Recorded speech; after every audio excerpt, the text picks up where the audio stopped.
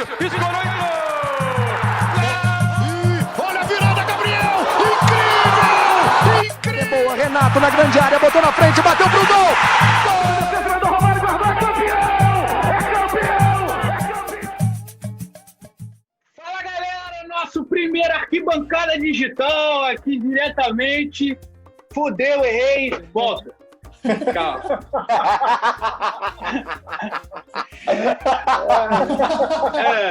Diretamente do Zoom da minha casa. Na É isso aí, diretamente da minha casa.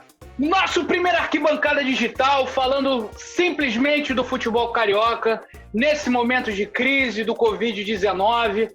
Apresentar aqui o nosso amigo André Lomeu, falando do Botafogo, Bernardo Stampa falando do Flamengo, Diogo Honorato falando do Vasco e eu do Tricolor das Laranjeiras, o único tricolor de todo o Brasil, de todo o mundo, segundo Nelson Rodrigues. Prazer, André Lomeu! E aí, rapaziada, para quem está escutando a gente, um grande abraço desde já. Me chamo André Lomeu, acabei a faculdade de Educação Física na UERJ em 2016, mas não gostei da profissão, sou estudante de Direito. E para quem está acompanhando a gente por vídeo, ó, obviamente pela camisa já dá para ver que eu sou botafoguense. E eu tomo um remédio psiquiátrico contra do Botafogo.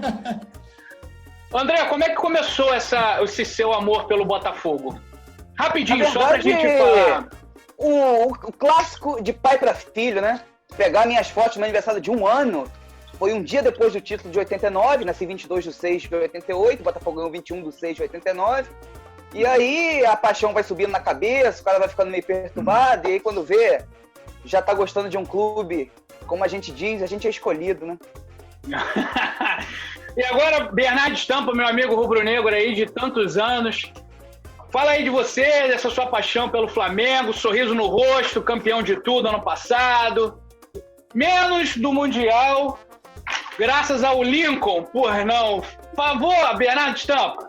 Olha só, antes de encarar essa sua primeira provocação, queria dizer que é um prazer, é um sonho estar podendo fazer um conteúdo de futebol, trazer a nossa mesa de bar, aquelas barbaridades, desde o recreio, tempo de escola. Para quem não sabe, o João, o André, nós somos colegas de escola, o Diogo também, de mesa de bar, de resenha. E trazer toda aquela resenha, aquela brincadeira, num formato um pouquinho mais organizado, para que as pessoas também ouçam as bobagens que a gente fala e que a gente pensa. Então, é um prazer estar nesse primeiro programa. Cara, o amor pelo Flamengo, nunca escolhi meu time. Desde que eu me entendo por gente, eu sou Flamengo. Paixão pelo Clube da Gávea. Vamos falar muito disso. História de arquibancada. Tamo junto. Essas resenhas, né? E agora, meu amigo Diogo Honorato, falando do Clube de Regatas Vasco da Gama, um clube tão tradicional aí na história do futebol carioca. Nosso arquirrival. Diogo, se apresenta aí pra galera. Cara, primeiro eu queria dizer que isso não é uma rivalidade, é uma paternidade, né? Porque 5 vitórias em 10 anos é um pouco complicado. Mas, cara, eu sou jornalista de formação, hoje estudante de publicidade. Sou vascaíno desde que me entendo por gente. Saí da maternidade já com uma camisa do Vasco, com uma camisa preta do Vasco. Não tenho recordação exatamente de quando começou esse amor, mas eu sei que desde que eu me entendo por ser humano, sou vascaíno, torcedor de arquibancada, mais de 10 anos de arquibancada. Começou pelo meu pai, pela família do meu pai, não tem um que não seja vascaíno lá, passou para mim e se Deus quiser vai passar para os meus filhos também, para que eles sofram um pouquinho, que nem hoje eu sofro também. Se Deus quiser, na época deles vai ser melhor. Mas, tomara. Tomara. Eu me apresentar aqui, meu nome é João Paulo Junge, sou advogado, vivo Fluminense desde os tempos sombrios da década de 90. Eu nasci em 90, como meu amigo Bernardo Stampa fala, vivi a época que o Fluminense não aparecia no álbum de figurinhas. É um trauma, hein? É um trauma. Faço questão de lembrá-lo. Cresci sendo um dos poucos tricolores na escola, mas mantive esse amor. Diferente do André, essa paixão passou de avô e família toda de parte de mãe, e é um sentimento que eu não consigo explicar. É muita coisa envolvida. Acho que todos aqui já abdicaram de várias coisas para viver esse amor, e às vezes não correspondido, mas a gente o André abdicou da felicidade. Fica até emocionado, é difícil. Não, e eu vivo essa paixão sempre, né? Para mim é um prazer, eu sinto muita falta do Maracanã. Maracanã, acho que todos aqui, acho que é uma tradição que não pode acabar. Cada vez os estádios estão ficando mais difíceis, né? Por causa do valor, por causa da violência. E continuo sempre apoiando o clube da melhor forma possível. E antes de tudo, galera, você que está escutando aí, vendo a gente, se vocês forem torcedores do Fluminense, Botafogo, Flamengo, Vasco, seja sócio, eu sei que está um momento difícil, mas o nosso clube precisa desse apoio de vocês. O Flamengo é a amostra disso, né? Um sócio torcedor aí que deu certo, né? Fazendo grandes times. E que o Mário, presidente do Fluminense, sempre fala, né? O sócio-torcedor é a saída do buraco dos times cariocas, né? E queria a opinião de vocês aí sobre isso, sobre como é que vocês acham que o clube de vocês pode auxiliar aí os novos torcedores a serem sócios. Vocês acham que baratear a entrada se é uma saída, principalmente o Botafogo que tem essa dívida aí vasta? De verdade, eu acho que, rapidinho, Bernardo, fala aí. Conta do Botafogo, né, cara? Assim, a dívida chegou a um ponto de ser tão grande que hoje o sócio-torcedor, por exemplo, não pode ser um atrativo tão grande como o Flamengo. O Flamengo, hoje, você paga um sócio-torcedor um valor X, até um valor elevado, mas, por exemplo, você vê um evento, você vai a um espetáculo. No caso do Botafogo, é mais passa raiva. Então, hoje, eu acho que mais e também do que o sócio-torcedor é investir na base, né? Vender bem para ter um caixa aí a médio e longo prazo. Basicamente, os clubes médios que se tornaram uma torcida não tão grande têm que apelar de maneira abençoada para que revele algum bom atleta e seja vendido por N milhões de euros aí para a Europa, né? O Diogo, o que você acha aí da saída do Vasco também nesse período aí de problemas políticos? Acho que o Vasco dos 4 grandes do Rio é o que sofre mais por essa questão da política, né? Essa sombra Eurico Miranda aí que, mesmo morto, ainda faz ainda uma mistura política. Você não sabe quem é direita, quem é esquerda, vamos dizer assim, dentro do Vasco, quem é a galera de oposição mesmo aí do Campelo, essa quantidade aí de problemas aí políticos do Vasco. Fala aí, Diogo. Cara, primeiro falando do sócio, cara, eu acho que na situação do Vasco hoje, o sócio-torcedor, ele não pode ser uma arma que o clube tem para ficar próximo do torcedor, no caso do Vasco. Ele é uma arma que o torcedor do Vasco tem para ficar próximo do clube e para ajudar o clube, porque o Vasco deve a muita gente. O Vasco é um clube financeiramente devastado, financeira e politicamente devastado, e o sócio-torcedor, como foi o que aconteceu ano passado, ele não é uma coisa que simplesmente o Vasco oferece para trazer o torcedor para perto.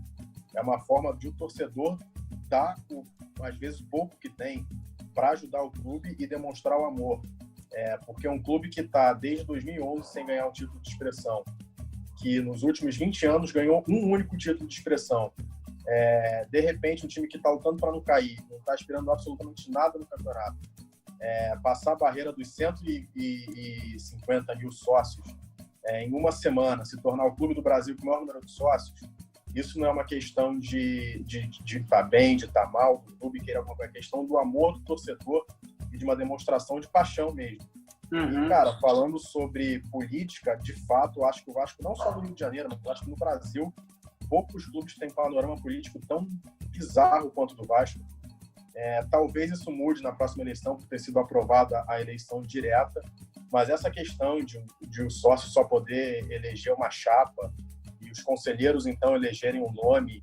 Nossa, é um absurdo, né, cara? Isso é um bagulho intangível, né, hoje em dia, né? E sem contar que, cara, como você falou, cara, o Eurico, apesar de morto, e que Deus, ou seja lá, qual figura o tenha, que eu acredito que não seja muito lá em cima, ainda tem muitos filhotes de Eurico lá dentro do Vasco, muitas pessoas que pensam que nem ele, e que só esperam uma oportunidade para vir a fazer com o Vasco o que ele também fez.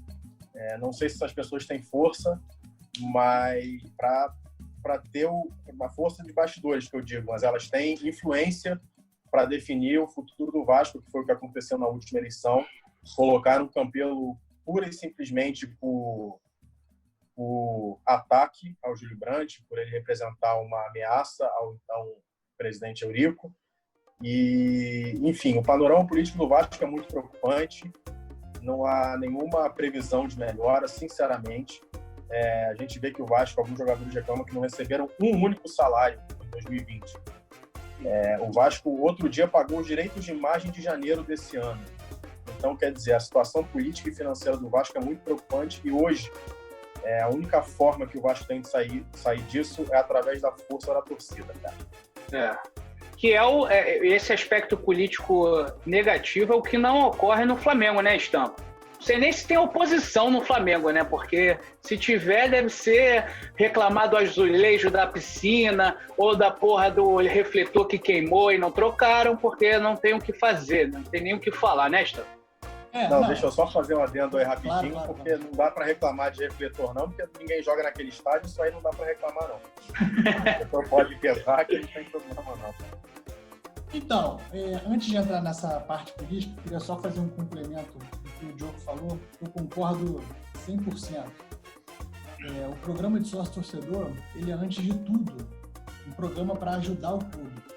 Exatamente. É uma forma da torcida contribuir para o clube. Então, assim, a gente, claro, quando você passa a pagar uma mensalidade, você quer um retorno. Cada programa tem suas particularidades, mas acaba sendo a facilidade para frequentar os jogos o que mais chama a atenção de quem paga o plano. Mas, assim, eu acho que o Vascaíno entendeu isso, como eu acho que a torcida do Flamengo também entendeu. Em 2013, quando lançaram o sócio-torcedor, era um momento que o clube estava liberando jogador, liberando técnico, porque não tinha grana, e a comunicação foi muito clara e transparente. Assim. O Flamengo vai passar por um processo de estruturação e precisamos da torcida, precisamos da ajuda e da paciência. Então, assim, acho que a gente teve a sorte de ter um título da Copa do Brasil, que era um título que não era muito esperado, que era um time fraco, tecnicamente, mas acho que a Copa do Brasil permite esse tipo de conquista e deu uma ajuda, assim, deu uma dose a mais de calma para a torcida esperar essa mudança que vinha. Então, acho que, em termos de sócio-torcedor, é isso. Quem paga o sócio-torcedor tem que entender que nem sempre ele está pagando e vai ter uma grande contratação, vai ter um retorno imediato, mas, assim, é uma forma de você contribuir, se você puder, é claro, para que o clube tenha uma receita fixa e segura. Cara, quanto à política do Flamengo... Não, assim... e uma questão também de valor, do Flamengo, que eu acho que é diferente de todos os outros aqui, eu acho que o Flamengo esbarra na questão dos valores, né? E a questão também da quantidade da torcida, né? E às vezes o próprio torcedor do Flamengo questiona assim, eu gasto, não sei quais são os preços atualmente, mas que paga muito caro e não tem preferência na compra de ingressos, que é o que acontece com o Botafogo Fluminense, por acaso, que você ganha o ingresso, né, pagando um valor X. Com o Vasco acontece também. Assim, falando, eu não conheço particularmente tantos outros, mas o que eu posso falar do Flamengo é assim, foi lançado um plano em 2013, esse plano foi levado durante anos como um modelo de lançamento e precisa de aprimoramento, assim. O plano tem que seguir as características da torcida, poder aquisitivo, faixa de público que vai ao estádio, o que você oferece. Então, o Flamengo precisou renovar nesse sentido. Então, criar aquele chamado programa de milhagem. Se você está mais tempo no programa, se você vai a mais jogos, você vai ter preferência, porque você está lá pelo clube. Então, eles começaram a implementar isso. Então, acho que assim, está muito longe. A maior crítica ao plano do Flamengo não é nem no valor, porque eles dão muitos descontos em ingresso. Então, acho que acaba se compensando, se você não fosse sócio-torcedor. Mas a questão de não explorar o potencial fora do Rio. A torcida do Flamengo fora do Rio é um clube de torcida nacional, é muito grande, não tem nada assim. Eles têm plano off-Rio, mas não é nada que sirva que seja um chamariz, assim, algo interessante para o cara que está em Manaus ou em Salvador poder aderir.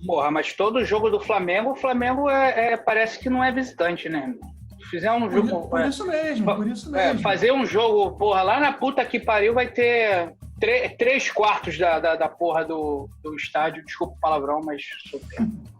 Não, mas é isso, assim, eu acho que tem que explorar o ponto de vista do tamanho da torcida regionalmente, assim. Tem uma grande parcela no Rio, mas a maioria da torcida está fora do Rio. Então, você tem que explorar isso. Quanto à parte política, o Flamengo, como todos os clubes do Rio ou do Brasil, tinham alas completamente antagônicas. Parece que em 2013 houve uma união, um consenso para formar uma chapa que levasse à frente um projeto. Essa própria chapa já teve divisões e outras novas caras tiveram. Então, o Bandeira foi reeleito e agora acho que ele tinha um staff muito preparado. Quando você fala assim, o Bandeira saiu e entrou a galera do Landim. O Bandeira fez tudo, preparou o terreno. Não é verdade. Assim, o projeto inicial... Não, ele foi muito criticado. Tiveram anos aí que o Flamengo ficou... Inclusive, o apelido do Cheirinho partiu da época dele, porque a torcida do Flamengo não tinha paciência, já estava com um jejum aí, já, vamos dizer assim, alto, segundo os padrões, né, da torcida do Flamengo, né?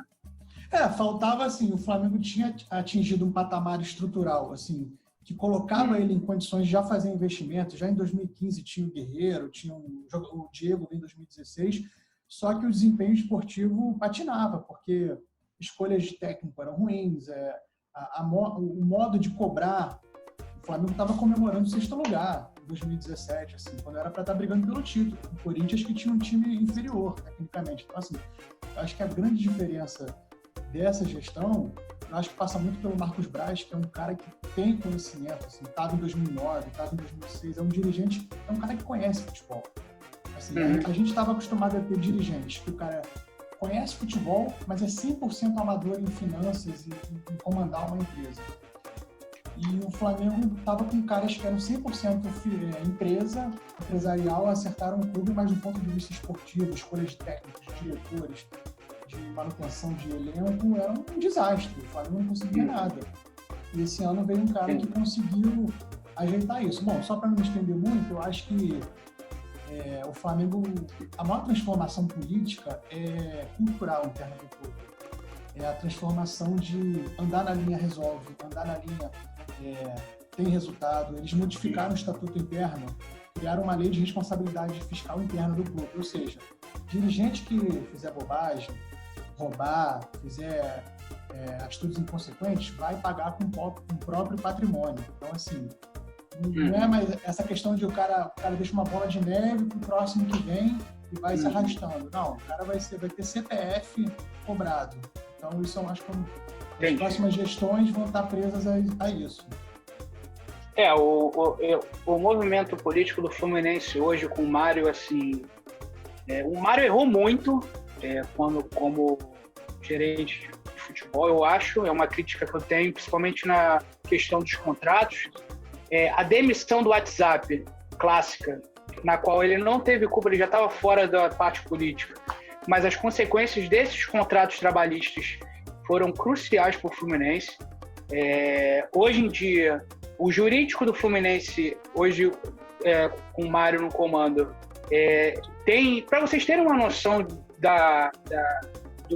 que eu estou falando, a audiência do Levi Coupe, o advogado do Fluminense não foi, entendeu? Causando a revelia, enfim, causando vários transtornos.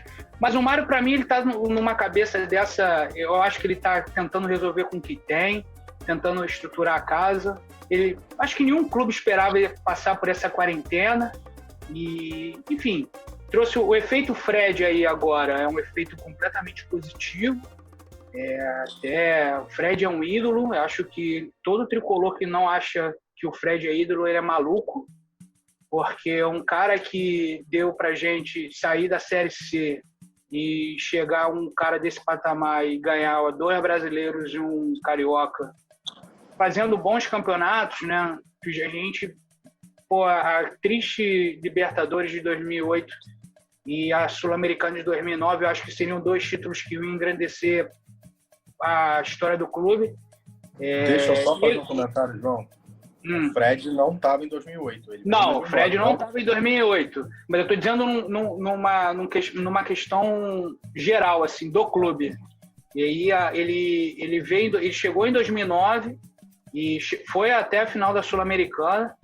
Livrou o time daquele rebaixamento. Livrou o time.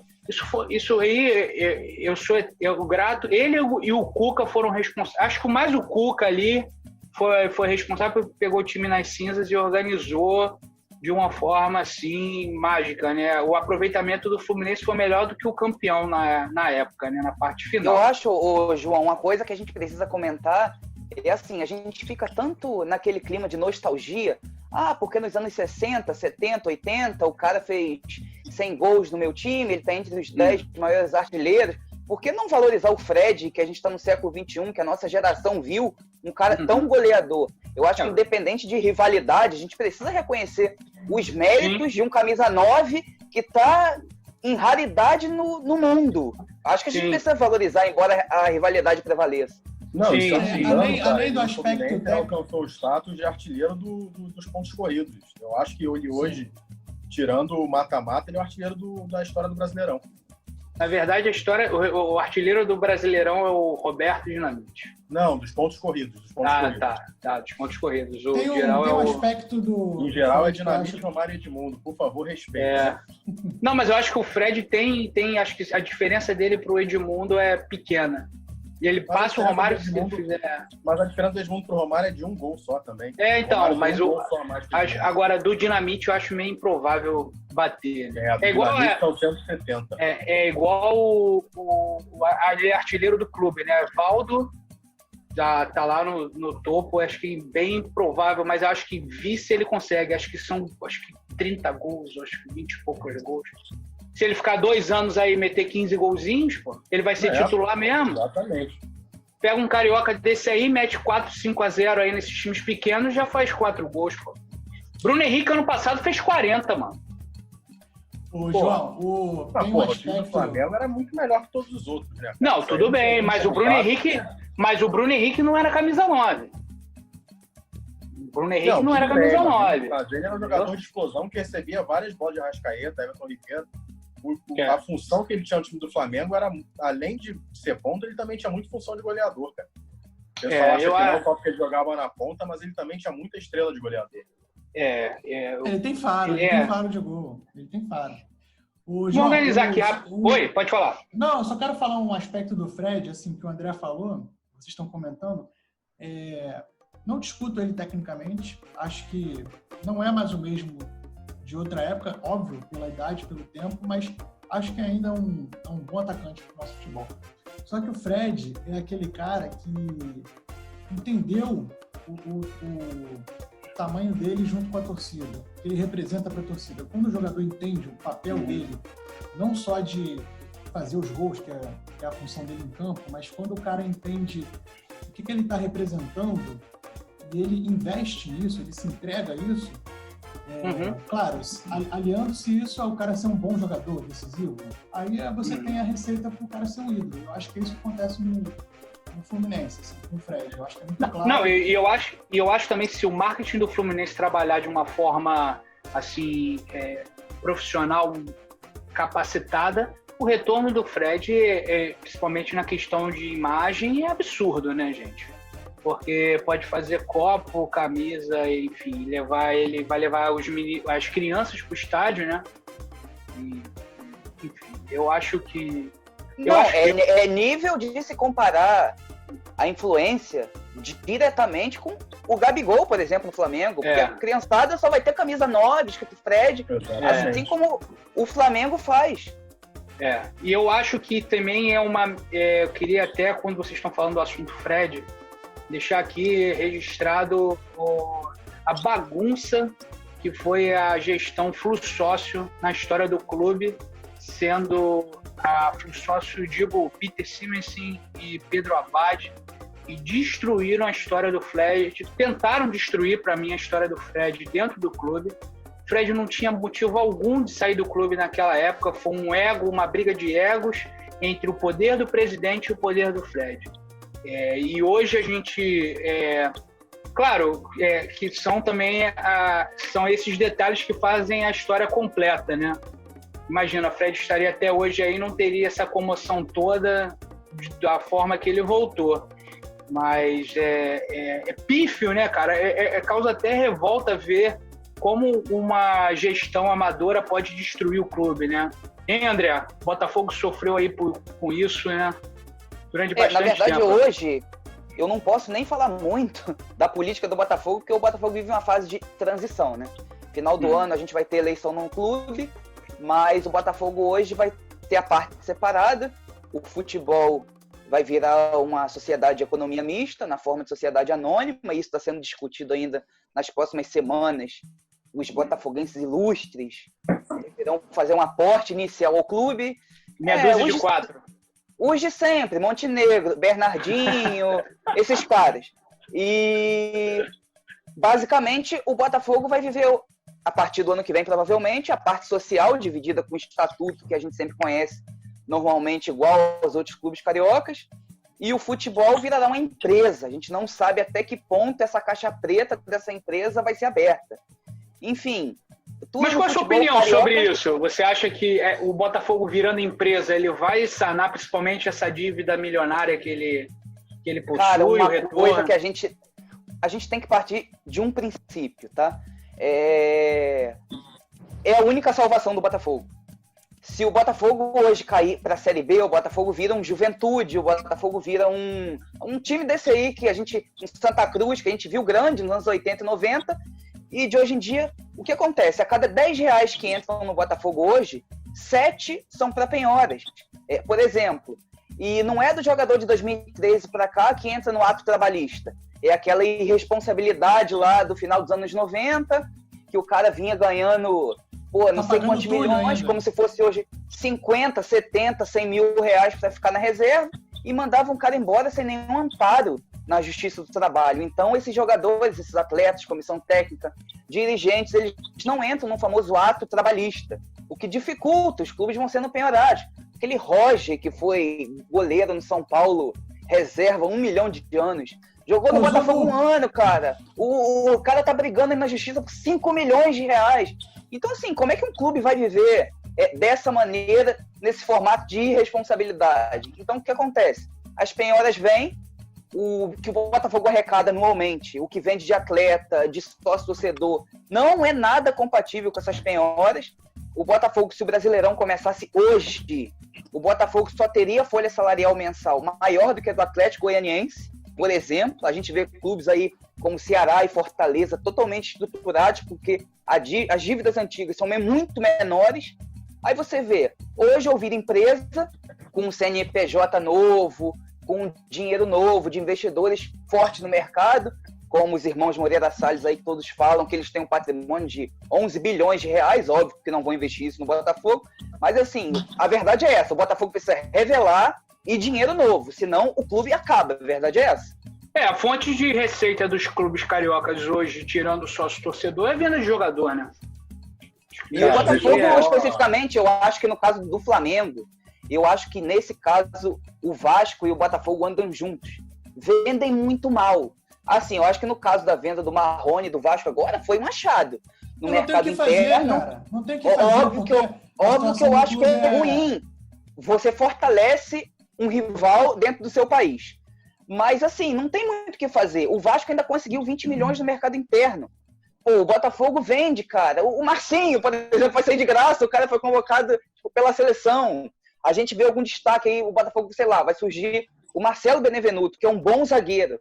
Se hoje chegar uma proposta por ele de 10, 12 milhões de reais, o Botafogo vende. Um cara que está sendo aí bem falado pelo Tite, pelo pessoal da seleção de base e seleção olímpica.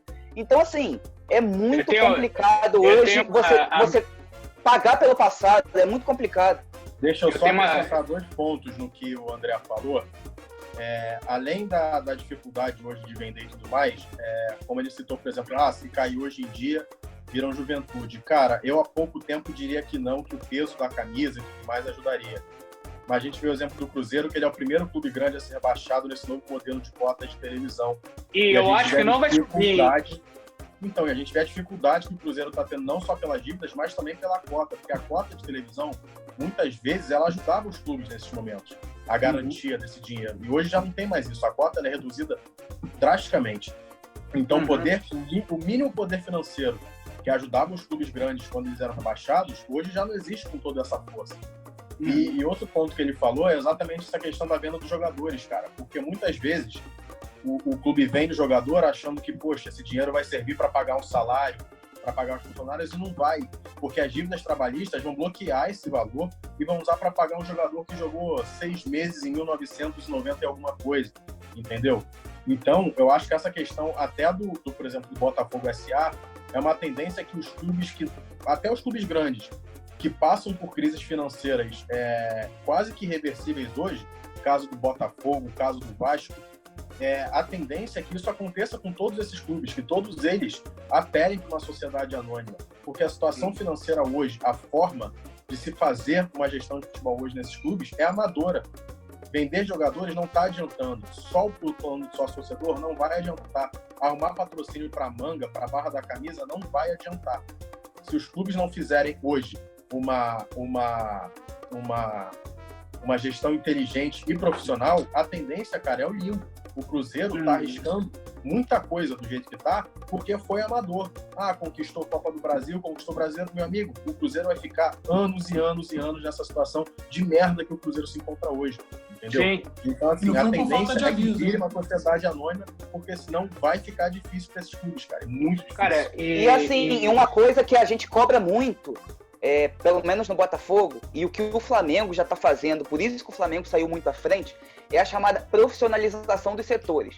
O que acontece hoje, no Botafogo pelo menos, eu ganho lá, eu sou o presidente do clube pelo próximo triênio, e o João Paulo e o Bernardo aí são os meus amigos que torcem para o Botafogo. E vamos supor que o João Paulo ele é médico. Eu falo assim, pô, João, tem uma vaga aqui no Botafogo, você é um médico. Assim, não existe algo profissional como o Flamengo faz. O marketing, vamos pegar um cara bom do marketing, independente, cara, de qual é o clube do cara na vida particular dele, mas vamos trabalhar o marketing em cima de uma gestão profissional. Olha o que está acontecendo com o Gabigol aí, o retorno que esse cara deu. Eu acho que assim, os 3 clubes do Rio ainda são muito amadores nesse sentido. Você pega lá, tipo, Xerém, por exemplo, o João Paulo pode dizer melhor. Cara, aquilo ali, se tivesse uma gestão um pouquinho mais profissional, com pessoas estudadas aí, alguns consultores de FGV, de Ernst Young, cara, o Fluminense hoje venderia mesmo nível que o Flamengo, por exemplo. Aí quer dizer, sobe o atleta para o profissional e perde no mercado interno, ou perde para um segundo escalão da Europa, e daqui 1, 2 anos os mesmos clubes vendem esses atletas por 3, 4, 5 vezes mais. Então, assim, não tem como fazer futebol no Rio de Janeiro com uma gestão tão amadora e burra. A verdade é essa. Porque o que acontece?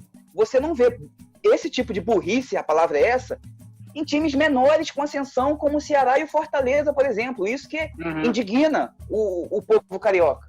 O Atlético Paranaense vende bem pra caramba. Exatamente. O Atlético é um clube que vem crescendo demais nos últimos anos, cara. Gestão europeia, total. Eu acho Xerém uma fábrica assim, que o Fluminense tinha que agradecer a Deus, porque o que a gente depende desses meninos, até no futebol profissional, cara, uma pena que a maioria dos jogadores, quando já entra em Xerém, já tá naquela... O Fluminense tem 20%, aí a empresa os empresários têm 70%. Mas a gente tá ano a ano aí, esse Evanilson, esse menino, o Pedro aí do Flamengo Gerson, hoje. Muito obrigado pelo Gerson. O Gerson, cara, pra mim o Gerson, eu sempre conversei isso com você, pra mim é o jogador mais importante do Flamengo. Depois, assim, primeiro é o Gerson, porque a bola chega redonda lá pros caras lá na frente, né? E fez o William Arão jogar, né, mano? O Lomeu cai até uma lágrima ali do William, quando fala o Arão ali, já cai aquela pedra aqui, pesada. Mas assim, até hoje eu não entendo como o Gerson, ele até ficou um tempo razoável na Europa, num grande clube, e ele não se adaptou, ele não deu liga. Eu não entendo, porque eu acho que esse cara hoje, ele é titular da seleção brasileira, por exemplo. Sim. Gente, desculpa, a minha ligação caiu aqui, vocês estão falando de quem? Do Gerson, não o Canhotinha, o Gerson do Flamengo. Coringa. O Coringa, o Vapo. Mas, ô André, só para complementar, eu tenho uma amiga minha chamada Luísa, que ela está com certeza assistindo, botafoguense da melhor qualidade. Ela é apaixonada pelo Benevenuto. É Benevenuto, né? O zagueiro. Benevenuto. É Benevenuto.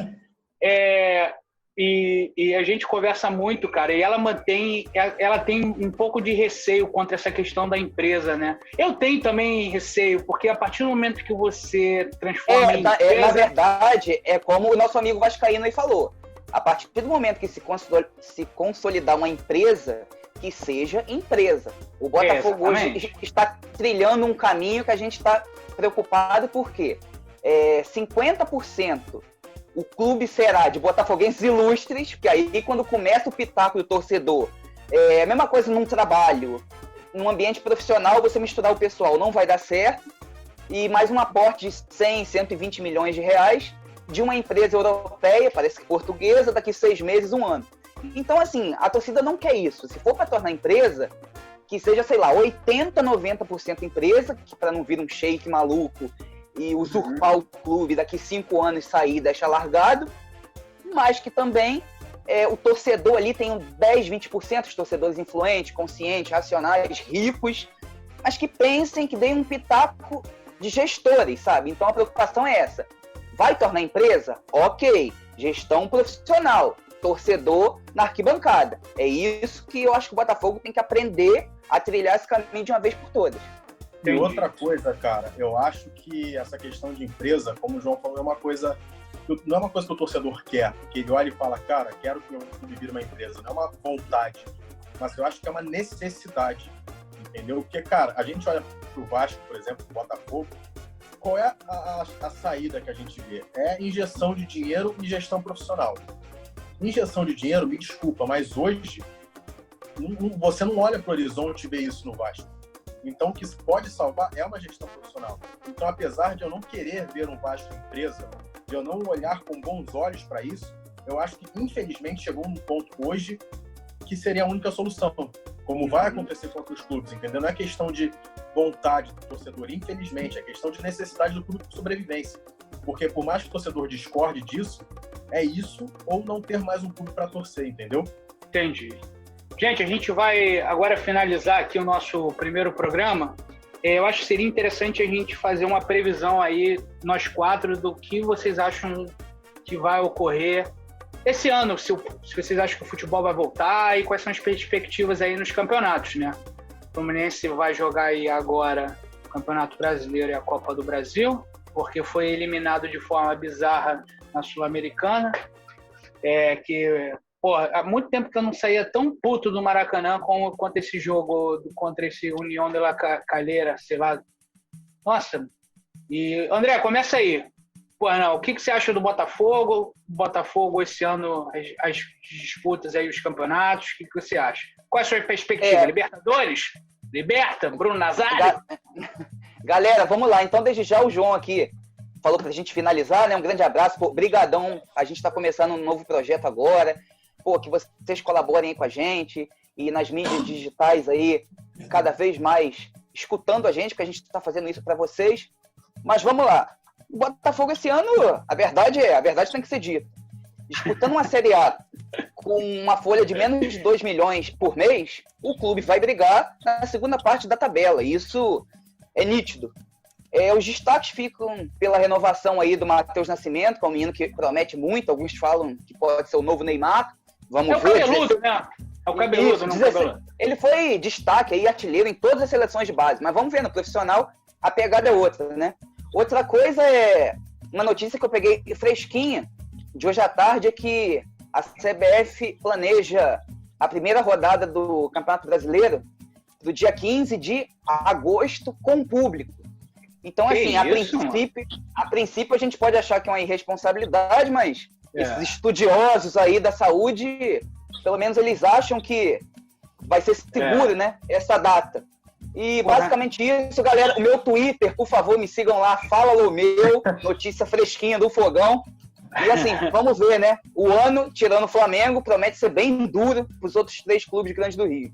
Mas, Lomeu, você acha que pelo menos o Botafogo não consegue uma Sul-Americana aí? Uma vaguinha aí para disputar a Sul-Americana ano que vem? Na verdade, eu tive uma informação de um conselheiro grande lá no Botafogo, não sei nem se eu poderia falar isso, no sábado, que nos próximos 30 dias já vai ter um aporte aí de 30% do valor total da SA, justamente para o Botafogo se manter na Série A do Campeonato Brasileiro, porque hoje, se o Botafogo é nítido, é sabido dentro do clube, que se for jogar a Série A com o elenco que tem, com a folha salarial que tem, vai ser catastrófico. Então, entre 45 e 60 dias, o Botafogo deve botar todo o salário em dia com os atletas. O Botafogo deve ter um aporte aí de 50, 60 milhões nos próximos 30, 45 dias. Mas isso aí, semana que vem, eu dou com mais riqueza de detalhes. Isso aí. Obrigado, André. Sempre muito bom falar com você. Você é um cara... Tamo junto.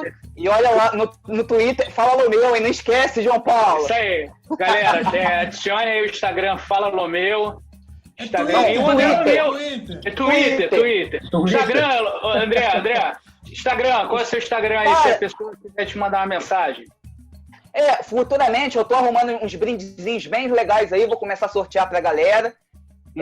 Quem quiser falar comigo, rede social, alguma informação no fogão, quiser chegar junto, tomar uma gelada véspera do jogo, quiser ficar puto depois do jogo, lá na frente do Engenhão tem o pastel da Dani, que é uma delícia. Quiser comer lá comigo, ficar puto, falar mal do Marcinho, falar mal de qualquer um, Twitter ou Instagram lá, fala Lomeu. Valeu, André. Obrigado, hein? Agora vamos melhorar esse ânimo aqui desse nosso bate-papo aqui. Estampa, obrigado aí pela parceria. Você é um cara aí que abraçou esse projeto junto comigo, foi um dos pilares aí do início, junto com o André. Depois o Diogo integrou aí a galera. Queria saber a tua perspectiva aí esse ano aí do Flamengo, dessa renovação aí do Jorge de Jesus, que para mim é o responsável por tudo aí que o Flamengo está passando, pela questão até estrutural do clube e também da formação do time. E obrigado aí pela parceria de sempre aí. Pô, essas palavras me tocam de uma maneira muito interessante. Sem maldade. Mas então... Cara, tem que deixar claro.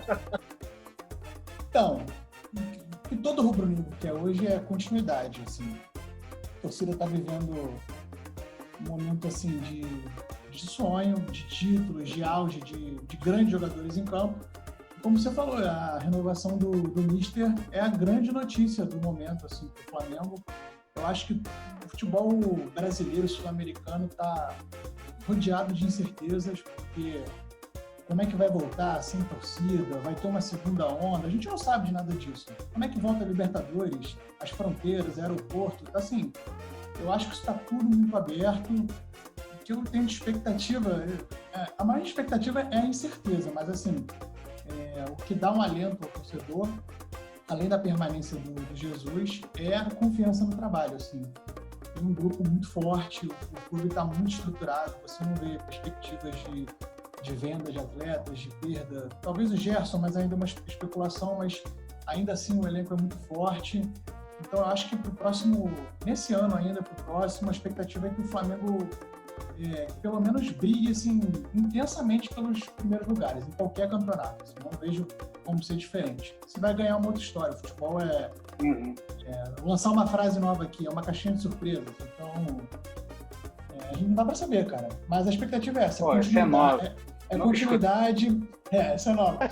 A torcida tá com muita saudade de ver o time, assim, as exibições ultimamente, até nesse ano no Carioca, na Recopa, na Supercopa, eram de grandes jogos, assim. A torcida estava embalada nessa lua de mel e teve essa pausa repentina. Então, assim, os jogos vão voltar sem torcida, mas ver o time em campo já vai ser uma sobrevida. Então, uma expectativa é essa, cara, de continuidade. O torcedor do Flamengo quer ver o time praticar esse bom futebol e que continue sendo campeão, que é o que a gente queria há muito tempo. Então, estamos juntos. Semana que vem vamos... queria só fazer um registro. A gente está na semana que o Maracanã fez 70 anos. Só que o Maracanã é um assunto muito extenso. Eu acho que dá para a gente deixar aí como um aperitivo para a próxima semana, porque se a gente começou falando aqui das paixões dos clubes, das camisas, nada disso seria possível sem a relação com o Maracanã. Garanto que até o Diogo, que é vascaíno, que tem uma relação com o São Januário, Maracanã é um capítulo à parte. Mas semana que vem. Tamo junto. Obrigado. Estampa aí, fala aí das suas redes sociais aí, que você quiser divulgar. Se alguém quiser te mandar uma pergunta ou um comentário ou uma ideia para você falar aqui no programa. Minhas redes, YouTube, canal Arquibancada Digital. Essa é a rede que interessa. Caraca, e voando, menino, é lá hein? que você vai fazer pergunta, vai fazer... Ô, João Paulo, eu queria abrir um parêntese aqui, João Paulo. Oi, pois não. Em off, depois eu vou te perguntar se essa menina botafoguense é a sua futura esposa. Cara, quem dera, não. Pô, que isso. Ela tá. Foi aquela menina que eu te falei da camisa do Botafogo, que ela tá Não, ela, pô, gente boa demais. Mas enfim. Tá, depois você pergunta pra ela, por favor, se ela curte os cruzamentos do Danilo Barcelos e do Barrandegui. Não, meu amigo, ninguém curte o cruzamento do Danilo Barcelos, com todo respeito. Não, o Fluminense tomou um gol. Fiquei até nervoso aqui. O Fluminense tomou um gol de Danilo Barcelos na final do... Gol de título. Gol de título, cara. Eu estava nesse jogo. Foi o jogo que a torcida ficou do lado de fora. Foi. O gordinho entrou jogando água na cabeça. Foi. Pô, que absurdo. O cara virou meme, entrou jogando água na cabeça. O primeiro que entrou no Maracanã, o gordinho. Esse dia foi uma loucura, maluco. Cara, isso é um bom tema pra gente fazer no futuro, né? Histórias do Maracanã, né? Acho que ou do Newton. Champions League tem isso? Não tem. É emoção. Não tem. Não tem a pré. Pô, não tem a pré antes do jogo, que às vezes é melhor até que o próprio jogo, cara. A pré antes do jogo. Que a pré se estende. Né? Começa o jogo, a gente não entra, e quando entra já tá no segundo tempo. Enfim, essas coisas. Diogo, para finalizar, meu muito obrigado aí por ter abraçado esse projeto junto com a gente. Deixar aqui registrado também meu amigo Rafael, que foi o primeiro que ia começar a fazer, mas teve alguns problemas e não conseguiu, mas foi substituído à altura. Diogo sempre um jornalista muito profissional, principalmente quando fala de futebol carioca, um cara estudioso, um cara que acompanhou as últimas eleições até a presidente do Vasco, então tem propriedade para falar. E, Diogo, muito obrigado. Queria saber suas perspectivas aí para o Vasco esse ano. E a gente te espera aí nas próximas vezes aí. Cara, agradeço primeiro a vocês pelo convite, pela oportunidade de estar aqui participando, pelas palavras também, e também para quem está assistindo a gente. E, bom, expectativa, cara, é mais ou menos o que o André falou, cara. Não dá para ter expectativa muito lá em cima.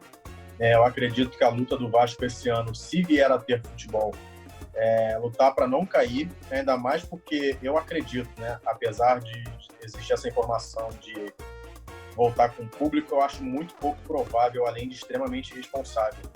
Mas que se voltar sem público, o Vasco perde mais ainda, porque a grande força do Vasco durante todos esses anos vinha sendo a torcida.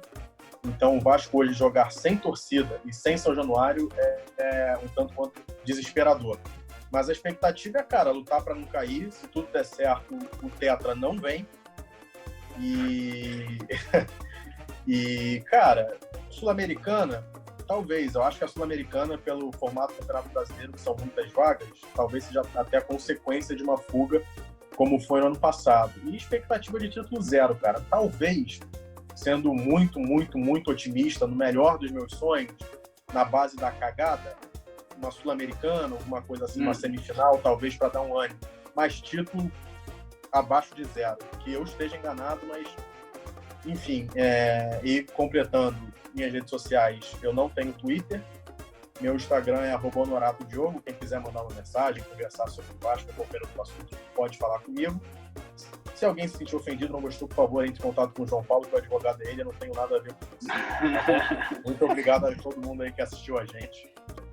Valeu, Diogo. Eu tô adorando a resposta de vocês, porque todo mundo tá falando, a gente vai brigar para cair. Aí quando emenda 3 vitórias, não, Libertadores, já comprar passagem para o Chile, e para Venezuela, vambora. Não, na segunda vitória o Botafogo vai Venceu 2, vai embalar, jogo seguinte, 9 mil no Engenhão. É isso.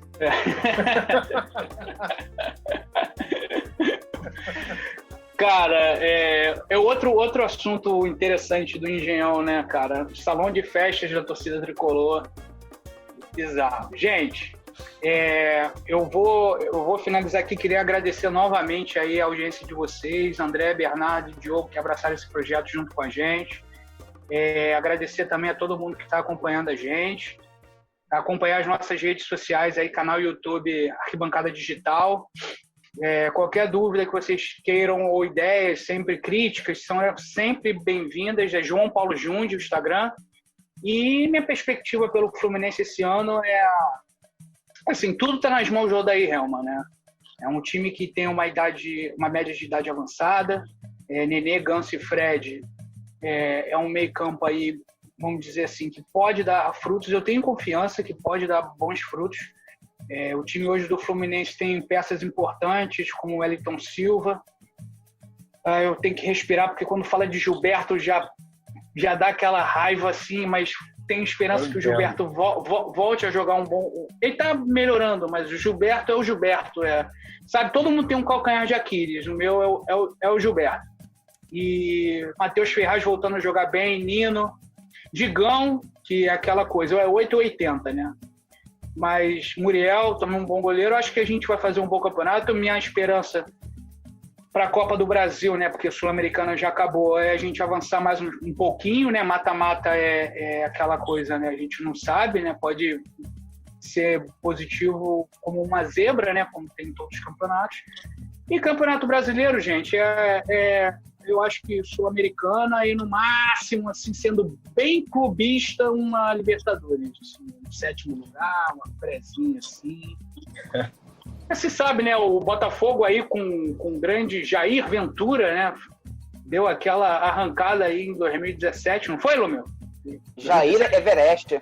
Foi 2016. 2016 e aí a Libertadores jogou 2017. Gente, muito obrigado pela audiência. Por favor, curtam. Vou aparecer aqui curtam, compartilhem aí com os amigos. Ative e é isso, gente. Ative o sininho. E é isso aí, gente. Arquibancada Digital aí finalizando nosso primeiro programa. Um abraço a todos e valeu! Valeu, abraço. Valeu, rapaziada.